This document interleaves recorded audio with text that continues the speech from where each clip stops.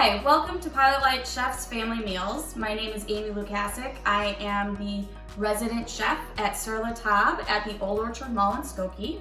I am very excited to introduce my niece and sous chef for today. Hi, my name is Emma. I'm in 6th grade and I really like to bake and cook. We're going to be preparing a wonderful meal today. We're going to be making Parmesan chicken cutlets. Really delicious. We love it here. And we are excited to show you how to make this delicious meal. We're going to prepare the Parmesan chicken cutlets with a fresh tomato sauce. And we're gonna go ahead and get started. The first thing we're gonna do though, we're gonna wash our hands. Wash our hands.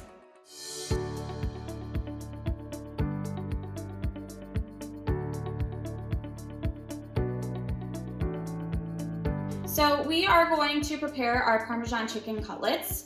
We are going to use a 3-step breading process. So we're going to get each step ready and then we're going to bread our chicken. The first step is flour. So over here we have 1 cup of flour. To the flour, we're gonna add some salt and pepper. Now, because we are doing a 3-step process, we wanna make sure that each step is properly seasoned so that way we have tasty chicken in the end. So we just added our spices to that and you can see that Emma gave it a little bit of a mix and that's all you need to do. The second step of our process is our egg wash. Now ultimately what the flour and the eggs and the egg wash is going to do is create kind of a glue, and that's going to help keep our breadcrumbs on the chicken. So to our eggs, we have 2 eggs here in our bowl. We're going to add a 1/4 cup of water to that. Now I know it seems a little odd to add water to our egg wash, but what the water does is it kind of loosens the eggs a little bit and makes them a little less snotty, for lack of a better term, and it will help to coat the chicken a little bit better. Okay, so let's give it a really good mix there, Emma. So you really want to whisk it well. You want to make sure that your egg yolks are broken up and mixed in well. Looks great, perfect.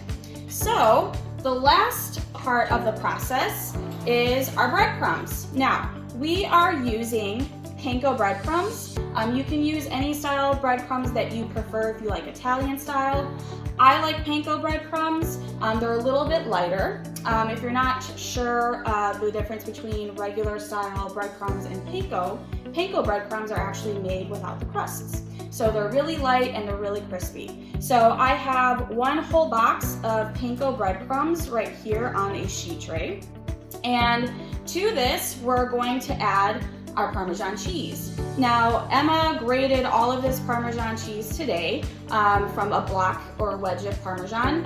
If you don't have a wedge of Parmesan, you can absolutely use the grated Parmesan that comes in the green tube, or you can get pre-shredded Parmesan at the store. Either would work. Okay, so we had, you want to use about 2/3 a cup of Parmesan cheese. I had an extra Parmesan cheese in the cup here because I know Emma loves Parmesan. And so we just want to sprinkle that over the breadcrumbs. And then we're going to add some seasonings. So to our breadcrumbs, we're going to add some salt and pepper because we want to make sure that our breadcrumbs are nice and seasoned. And then we have some Italian seasoning.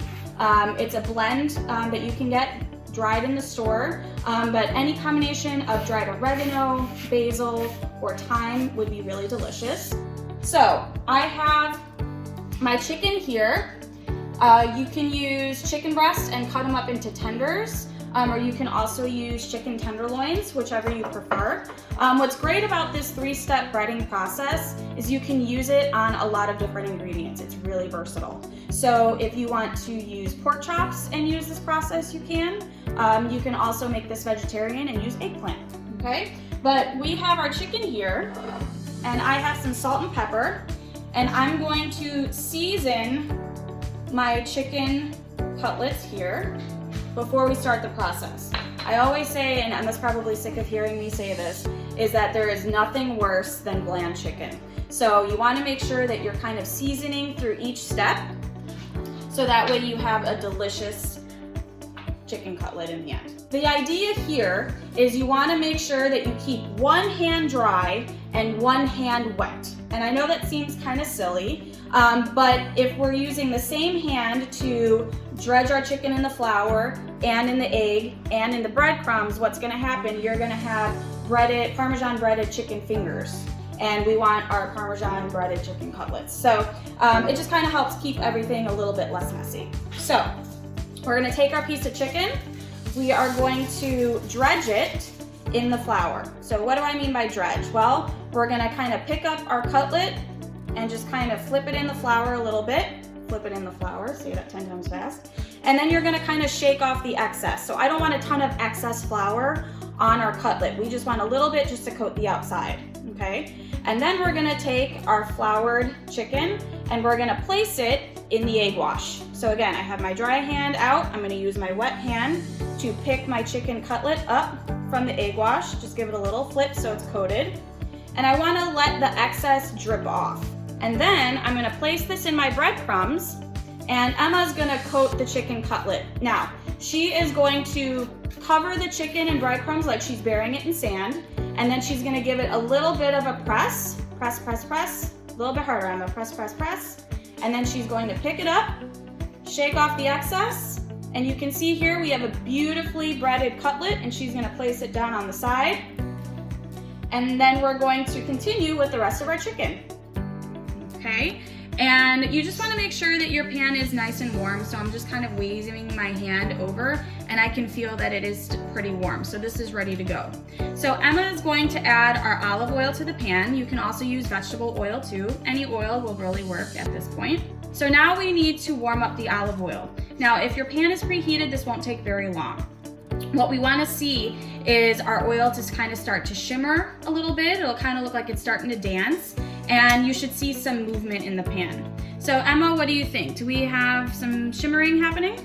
I think so. All right, looks good. So we have our cutlets here, and we're not gonna put all of our cutlets in the pan at the same time. We don't wanna overcrowd the pan because it will lower the temperature too much. So we're gonna do this in 2 batches. So we're gonna take our cutlet, just like this, and we're going to lay it in the pan.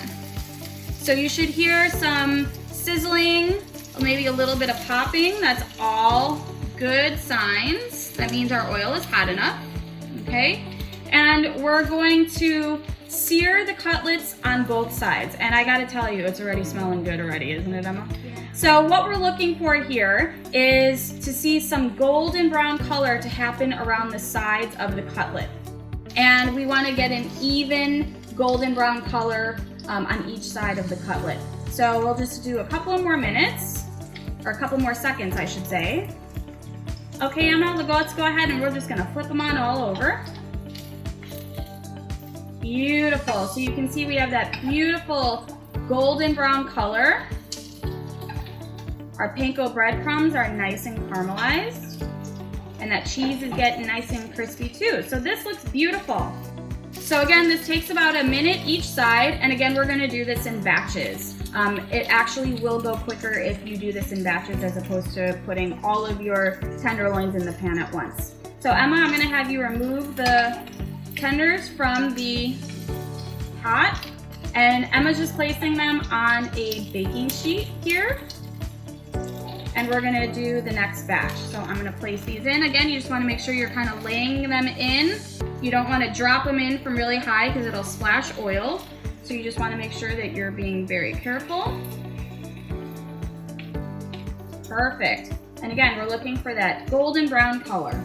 So we have finished sauteing our chicken tenders, and you can see I have them on a sheet tray here. They look delicious and they smell so good. So I'm gonna put this in the oven at 425 degrees for about 10 to 15 minutes or until the chicken is cooked all the way through.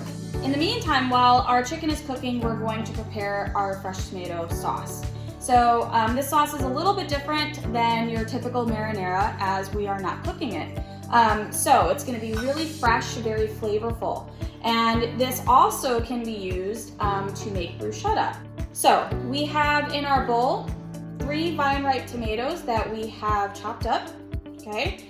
And to this, we're going to just add all of our ingredients to the bowl and then mix it all together, and then we're done.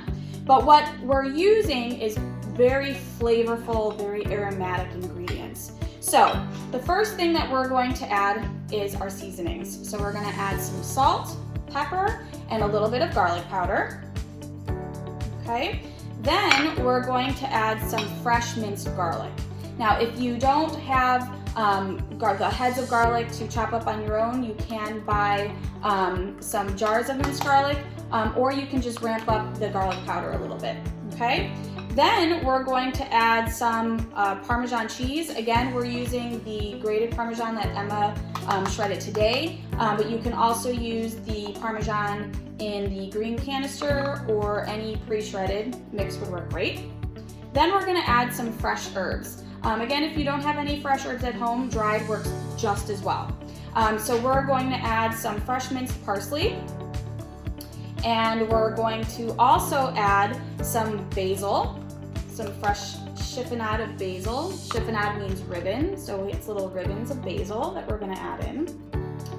And then we're going to add in some balsamic vinegar. Balsamic vinegar is going to kind of give a sweet and tangy flavor to our sauce here. If you do not have balsamic vinegar at home, you can use red wine vinegar. You can also use white wine vinegar too.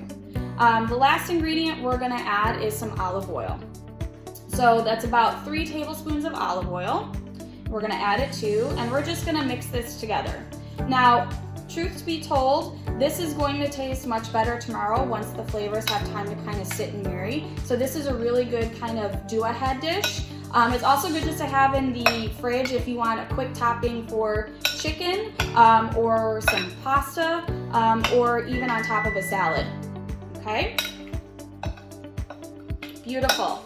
Now, if you don't have fresh tomatoes, you can also use canned tomatoes as well. You just want to make sure that you drain them first. Okay? Perfect.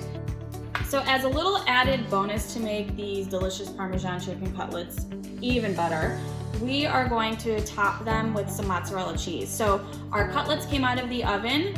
They're just about ready to go, but I want to take a little bit of just regular shredded mozzarella cheese and just place it right on top. And then I'm gonna put the cutlets back in the oven just for about a minute or two until the cheese is melted and nice and bubbly. Our chicken cutlets are out of the oven and they look delicious. Mozzarella has melted nicely and has gotten beautiful golden brown. So to finish this dish, I have our tomato sauce on the plate, and I'm gonna take our beautiful tenders and just place them right on the plate there. And Emma is going to garnish them with some basil. And this is perfect right on its own. You can also serve it with your favorite pasta, or maybe even pasta alfredo might be good. But whatever way that you enjoy it, we hope that you find this recipe delicious, and hopefully it becomes a staple in your house like it has with ours. And we hope you and your family enjoy. Make sure to tag us on Twitter, Instagram, and Facebook at Pilot Light Chefs, #Pilot Light Family Meals, and visit our Food Education Center online and click on Family Resources for today's recipe and many other delicious family meal videos. We want to know how you and your family are enjoying this recipe and making it together. So tag us. Find us on Twitter, Facebook, and Instagram at Pilot Light Chefs, #PL Family Meal.